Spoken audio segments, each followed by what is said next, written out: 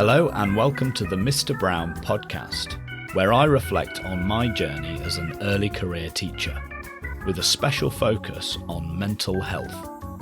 I am your host, James Brown.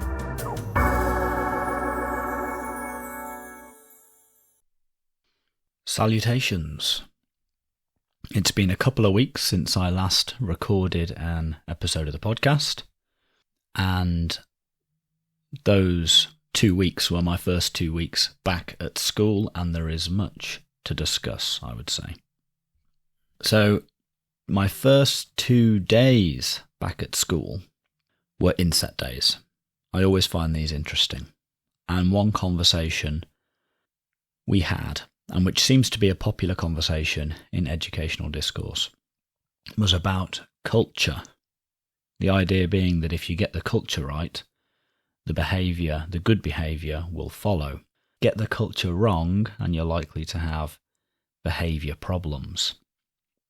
And in response to this idea, I just wanted to ask a question. It's kind of a chicken-egg question, insofar as I'm interested to think about which comes first. The assumption seems to be that you need to get the culture in place and then the behaviour will follow.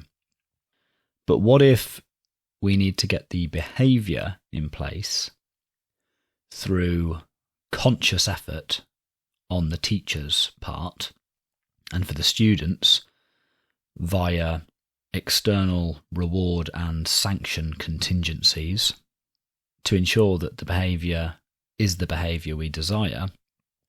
And then once we have all, teachers and students alike, behaved in the desired way for a certain amount of time, perhaps the positive effect of that behaviour starts to become known. You start to think, oh, well, this was a bit of a grind to begin with, but I'm getting in the habit of it all now, so are the students, and you know what, this is quite good. I like this. And I think it's at that point that you have instigated a positive shift in culture. So perhaps then it's the behaviour that must come first and the culture second, because it can be hard to buy into a certain culture unless you have first experienced how positive it can be. And you can't experience how positive a certain culture can be without living it. So that was just a question. Wanted to throw that out there, see what you think. Okay, now the main thing I want to discuss today. 3 things, actually. Well, 3 bad lessons. So, I've had 2 weeks back. That's 5, 6, 7, 8 days of teaching. I've taught quite a lot of lessons in those 8 days. 3 of them, though, weren't my best. But I learnt something from each of these bad lessons. So I thought I'd share them with you. The first one, computer science. So I'm a maths teacher mainly, but I teach some computer science as well. And I was worried about computer science this year. Last year, so first of all, it's not an area of expertise for me. It's one of those subjects where I stay a lesson ahead of the students. But that makes me feel as though my knowledge is a bit shaky. It wouldn't take too many questions from an inquisitive student before I ran out of knowledge. With maths, on the other hand, I feel I could have a really good conversation with an inquisitive student about maths, but not so much with computer science. So I always feel a little less confident in a computer science lesson. And so I just try to, fake it till I make it, I guess. I try to not let the kids catch on. So I was a bit worried going into computer science this year. I taught computer science to year 7 last year, but this year to year 9. So these students have got an additional year of studying computer science that I haven't. Year 9 is also let's call them a lively year group, a lovely year group, but certainly lively, with lots of characters, several of whom I met for the first time in my first computer science lesson. So this gave me reason to, just be a little bit anxious going into these first computer science lessons. And then I also realised that I'm in a dreaded room. I had the same room last year, for half of last year, and it's a bit of a nightmare. I don't think it's a custom-built computer room. I think it's a room that's been retrofitted with computers. And so all the cables for these machines hang loosely beneath the desks. That causes problems because students inevitably end up kicking them out. And so computers are forever going off during lessons. That's not great. There are also 2 massive pillars in the middle of this room, which means that wherever I stand in the room, there are some students who can't see me, and also I can't see them. That's an issue as well. And there's something about the projector in that room which means it can only have a VGA cable in it rather than a HDMI cable, so I have to use an adapter, and can I ever get it to work? I cannot. So on that first day, it was carnage, to say the least. Also because many of the Year 9 students had just, forgotten how to log in, forgotten their login details. I was trying to deal with all that. Thankfully, I had anticipated some chaos, and so I came up with a fairly long starter, like an admin-y starter, just reminding them to log in, create a new folder for their Year 9's computer science work, and download this unit's work, and that sort of stuff. And I just printed that on a sheet and handed it to them. And that gave me just a little bit of breathing space at the start. If I hadn't have done that, it would have been complete pandemonium. So I was happy with myself for giving myself that breathing room at the start, so I could address some of these logging in issues. And so, yes, I also couldn't use the projector on that occasion, and so I tried to use LAN school instead, which essentially means I take control of the students' computers and show my presentation on their screens to them. But also, LAN school doesn't capture all of the computers in that room, sadly. So students had to gather around one another's computers to see the presentation. So there were lots of issues. And we've ironed most of these issues out now. But that first lesson was carnage. But through it all, I managed to... now this was another worry. So this is another worry of mine. Computer science is a mixed ability subject, and much of the computer science this year is quite mathsy. And I know that students have varied abilities when it comes to maths. So that made me worried as well. And the maths in particular, it's all to do with sorting algorithms, which is very, very dry. So you give a student a list of numbers and ask them to sort these numbers from smallest to biggest, which they can all do in an instant. But no, they're not allowed to do it in an instant. Instead, they have to do it as a computer would do it, comparing one pair of numbers at a time and switching them.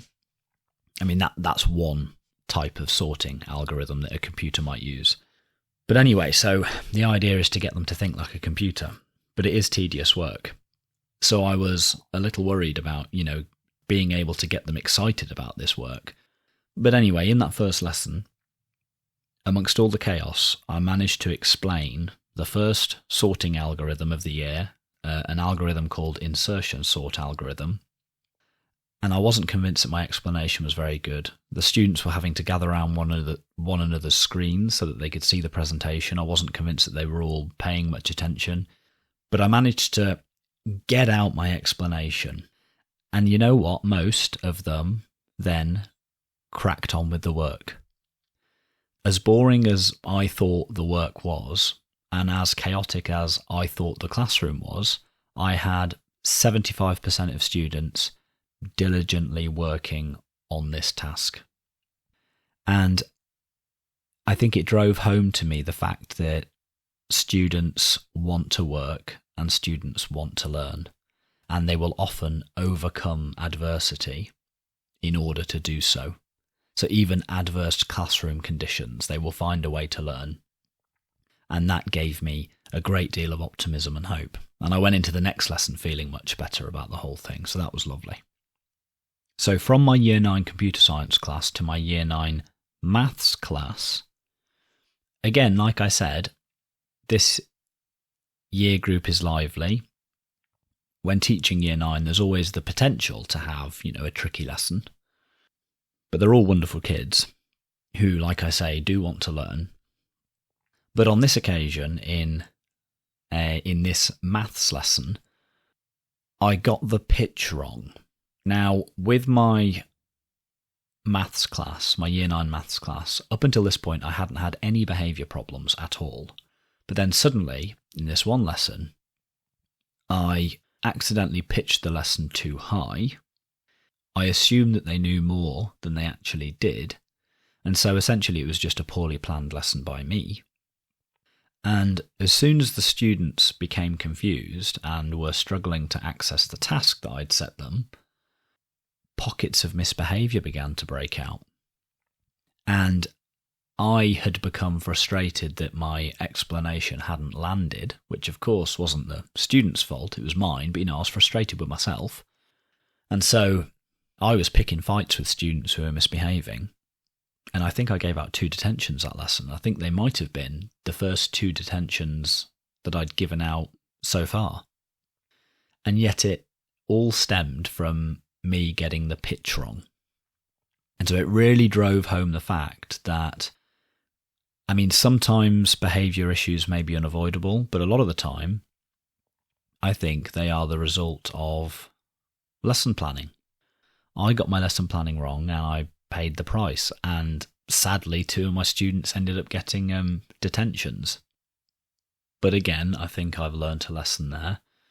The mistake came because I'd tried to recycle a lesson that I'd used with my top set year 9s last year. Well, this year I've got a second set in terms of ability, and they just weren't quite up to this task that I'd set them.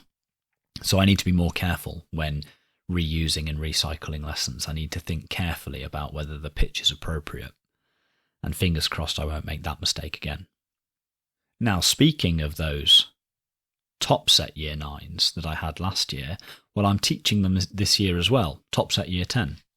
And I taught a topic for the first time, quadratic inequalities. I showed them a few examples. They never need more than 2 examples. Showed them the method, set them to work. About 4 or 5 minutes later, most of them had probably already done, well, at least 4 or 5 questions by this point, and they were happily, in silence, all working away. Brilliant class. I happened to look back at the board and I thought, oh God, I've taught this wrong. I had essentially oversimplified it to the point where it was just completely incorrect. And I had this funny conversation with myself in silence at the front. I thought, well, they're all working so well and they're all so happy doing their work, and it would be wrong to interrupt them now, wouldn't it? And to confess my mistake. And you know what? I don't really want to confess my mistake. It's not nice to make mistakes like this, and it's even worse to have the whole class know that you made a mistake. Maybe I should just keep quiet and just let them carry on. And when they come to do the unit assessment, they'll all get it wrong, but I'll just blame them. Anyway, I had this whole conversation with myself and I thought, no, that's not the right thing to do. I need to interrupt them. I need to confess my mistake, and I need to correct this before they practice the incorrect method any longer. So I was worried. I thought the overarching concern here is that they're going to practice an incorrect method so many times that it's going to stick in their heads, and I'll really struggle to get it out. So I did. So I stood up at the front of the class, asked for their attention, confessed my mistake. Some of them threw their pens down in frustration. And I said, but don't worry, there's an easy patch here. All you need to do is add in this extra little bit and then you'll be fine. So I'd thought that the only mistake was the way they were presenting their answer. The way I'd taught them initially to present their answer was wrong. They'd lose marks for it, at least in most cases. So I thought, okay, I just need to, most of it's okay, but I just need to tell them to write their answer in a slightly different way. It's an easy fix. They can go away and just correct all the work they've done so far and then carry on. So I explained this to them and I said, right, as you were, continue. Go and correct those previous ones you've worked on.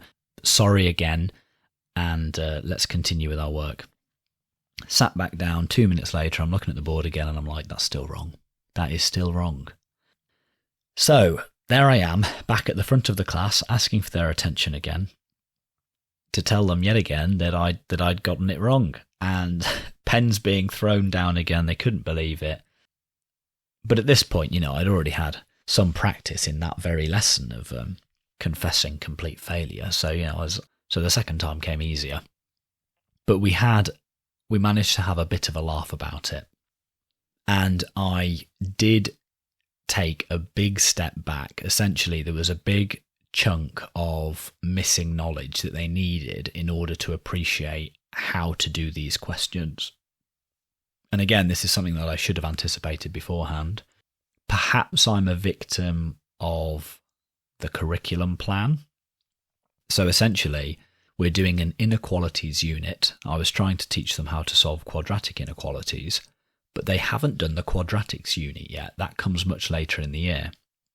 And we teachers have now decided that next year the quadratics unit should come first. Because had it come first, I don't think I'd have overlooked this prerequisite knowledge that I did overlook this time. So essentially the class had a big gap in their knowledge that I hadn't anticipated. And so we had to take a big step back. And I apologised to them again and again. And in the next lesson, we spent the whole lesson filling in that gap. And then in the following lesson, we returned to quadratic inequalities. And this time, I'm happy to report that I did teach it properly. And they were all getting it. And as before, they were all happily working away. And I don't think I've lost their trust, or at least I hope I haven't. Perhaps even I served as a good role model for, what would it be? Humility? Honesty? Something like this, I hope. That's going to be the positive spin I try to put on it. That it's okay to make mistakes and to confess those mistakes. There you go. There's your silver lining. But it did mean a wasted lesson for those Year 10 students. And I did run the risk of embedding a misconception by allowing them to do so many questions using a mistaken method before I realised and corrected it. So yeah, something else I'll try not to do again, but it had a happy ending. They're a very forgiving class. They're all so good at maths that I don't think it will be a problem in the long run. Had I made the same mistake with a lower ability set, I'd have probably been confronted with behaviour issues, and the misconception may not have been so easy to root out. So I do need to be careful with this. Now, I thought I'd also tell you about a funny thing that happened with my Year 7s yesterday. About 10 minutes into the lesson, it was period 5 on a Friday, so the last lesson of the week. About 10 minutes into the lesson, a student says to me, "Sir, can I go to the toilet?" I say, "You know you're not allowed to go to the toilet during lessons, so no, you can wait until the end of the day." 10 minutes later, he says to me, "Sir, I really need to go to the toilet. Please, can I go to the toilet?" I say, "Okay, you can go to the toilet on this occasion. Let me give you the toilet pass. Next time, however, you need to make sure that you've been to the toilet at lunchtime so that this doesn't happen again, because we're losing learning time." And he was nodding, okay, that's fine. On the topic of my toilet pass, by the way, it's a A4 sheet of paper laminated that says Mr. Brown's toilet pass in enormous font. If found, please return to Mr. Brown. Kind regards, Mr. Brown. It's also on yellow paper. Now, this was either a joke by our reprographics professional. When I sent to him the request to print this toilet pass, he either took it upon himself to print it in yellow for fun, or it was just a happy coincidence. But anyway, often when I hand my toilet pass to students, they say, "Sir, why is it in yellow?" To which my response has become, "To hide the stains." Which is such a gross joke, but it always makes them laugh. It often makes them scream and drop it first of all, but that's quite good fun. And I follow it up with, the next one's going to be printed on brown paper. So that's quite funny. Anyway, I sent this student off to the loo. He came back very grateful, sat back down, gave me the toilet pass back. 2 minutes later, another student's hand goes up. Sir, can I go to the toilet? I say, is it an emergency? He says yes. And I say, okay, I'm going to let you go on this occasion, but only out of fairness, because I've already let this other student go. It would be unfair for me not to let you go, but this mustn't happen in the future. At this point, I'm addressing the whole class because I'm thinking this is becoming an issue now. I say this mustn't happen in the future. You must go to the toilet at break time. He goes and comes back. Another hand goes up. Sir, can I go to the toilet? It's an emergency. I send that student as well. They go, come back. Another hand goes up. I had opened the toilet floodgates. Now, I think that they all understood where I was coming from. They understood that they must go to the toilet at lunchtime because it wastes lesson time if they're going during lessons. I think they all got that. And I don't think they were purposefully taking advantage of me, taking advantage of the fact that I'd already let one student go, and so I thought it would be unfair not to let others go. I don't think they were taking advantage. I think that what had happened with these 11 and 12-year-olds was simply that someone, me, had said the word toilet, and now all of them suddenly needed the toilet. And so in the end, I think I had to let 6 or 7 students go to the toilet. But I won't let it happen again. That mustn't happen again. Which I've said to them. And I've also said, if there ever is an emergency in a class where I have to let you go to the toilet, that will mean that you haven't gone at lunch or break time. And so I'll time you, and however long it takes, you'll have to spend double that amount of time with me at the end of the day. Now, I borrowed this strategy from another teacher, and I found that it usually does dry up students' bladders quite quickly. So we'll see. I'll put that into effect next lesson, and hopefully we won't have another problem like it. Okay, right now, how has my mental health been since returning to school? Okay, I think there are 2 things worth mentioning here. First, free time. I am worried this year that I won't have much time during the week. I mean, I didn't have a great deal last year, but this year I have 1 less free a week. I've also taken on the role of being the Oxbridge Pathways Programme Coordinator, so that's going to take up some time. I've also agreed to be a PGCE mentor. That will take up time. And so I'm a little worried that things might end up spilling over into evenings. And last year it was my evenings that kept me sane, because I do quite a lot of work on a Sunday morning so that I can have my evenings free in the week. But we'll see. I mean, that remains to be seen. But what I tried to do last week is, last year I had a bit of a haphazard approach to how I used my frees. I'd just do whatever needed doing. This year I'm going to try to be more strict, because I found that last year I would get stuff done, but I think it would be inefficient. This year, marking will always take priority. If marking is to be done, that's what I'll do in a free. Otherwise, I am going to try to reserve certain frees for certain jobs. So during this free, I will plan for next week. During this free, I will do my Oxbridge programme stuff, and I'm going to try to be strict with myself. I'll see how far I get. I started this approach last week, and it seemed to work quite well. And the second thing regarding mental health, sleep. Now, some of you may remember that I had a sleep problem in the final half term of last year, where I went a couple of weeks where I was averaging maybe only 3 hours of sleep a night. And it wasn't really because I was worried about school. What had happened was that for some reason I had been worried about some stuff inside school and outside school. So I had a couple of mornings on the bounce where I woke up very, very early. But then those things that I had been worrying worrying about had passed. But because I'd woken up very early on 2 mornings, I then started to worry about that happening again. So I started to worry about the sleep itself. So the sleep became a source of worry, and then I was almost stuck in this self-sustaining sleep anxiety problem. I did manage to break the cycle in the end.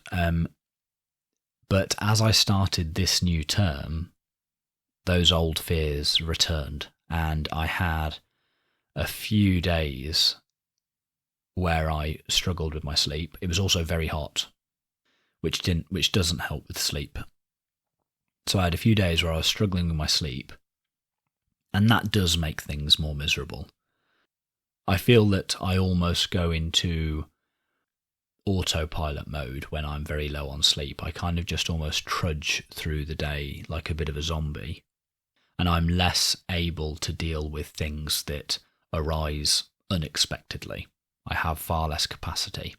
It's like I'm scraping the bottom of the barrel in terms of capacity just to get through my regular daily duties, and I'd struggle with anything else on top of that. So that was a bit miserable, but it didn't last very long, and I'm happy to report that my sleep last week was much better. And this time I didn't end up worrying as much about my sleep as I did last year. Because last year when I first started to have this sleep problem, I was worried that, if I haven't slept or if I've only had 2 hours, I just won't be able to get through a day of school. I need to have slept well to get through a day of school. And that turned out to be incorrect. I learned quite quickly that it's miserable, but I can get through a day of school on very little sleep. So this time when I had a few days where I was struggling with my sleep, I didn't worry about it so much. I knew that it would be miserable and painful, but I knew that I'd be able to get through the day. And I did, and sure enough, my sleep pattern has returned to something approximating normal. It has been a pleasure talking to you today. I hope you've enjoyed this episode. Please let me know your thoughts on anything you've heard, and I'll talk to you again in a few weeks' time. This episode took around 2 to 3 hours to produce, which is about average, and I aim to produce 2 episodes a month. So if you believe that work is worth at least the price of a coffee, £2 to £3, then please consider signing up on Patreon. Any contribution is greatly appreciated. It helps me cover the cost of producing the podcast. As always, the link is in the show notes. If you enjoyed this episode, please spread the word in person and on social media. You can follow me on Twitter at MrBrownPod or email mrbrownpod@gmail.com. Please subscribe, rate and review in your directory of choice. Please also consider becoming a patron at patreon.com/MrBrownPod and helping me cover the cost of producing the podcast. Thank you, and talk again soon.